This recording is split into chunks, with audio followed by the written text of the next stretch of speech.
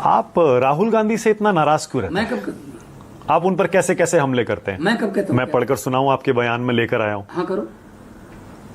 राहुल गांधी के बारे में आपने कहा चंद्रयान मिशन देखिए वो तो सक्सेसफुल हो गया, इनको लॉन्च करने की कोशिश हो रही है, तो इनकी लॉन्चिंग ही नहीं हो पा रही है। फिर आपने कहा कभी नानी के यहाँ इटली चले जाते हैं, कभी कहीं चले जाते हैं, तो जाते नहीं। क्यों आप इतना हमला करते हैं उन पर? जब बड़े बिल आते हैं तो कहाँ होते हैं वो? किसानों वाले बिल आए तो थे नहीं यहाँ डिबेट के समय। मतलब हम तो इंडिया अलायंस में रहे हैं, साथ दिया है कि भाई आगे लोगों, आप आगे लोगों, हम साथ देंगे।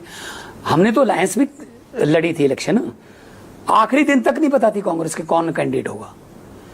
हम हमारा होगा तुम्हारा होगा बता तो दो। तो मतलब यहाँ पे हमारे अपोजिशन में कांग्रेस है, हाँ ठीक है ना, पता नहीं चलता उनका कि क्या क्या बोलते रहते हैं, क्या करते रहते हैं। मतलब देश में अगर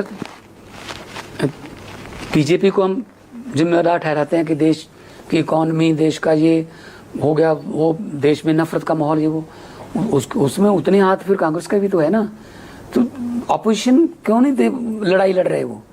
अब वो होते ही नहीं उस समय, किसी डिबेट में नहीं जाते, किसी सारे मुद्दे उठाते हैं मान साहब राहुल गांधी, कांग्रेस पार्टी नहीं उठाने चाहिए ना, कोई सहन कर रहे हैं। और भी एग्रेसिवली उठाने चाहिए।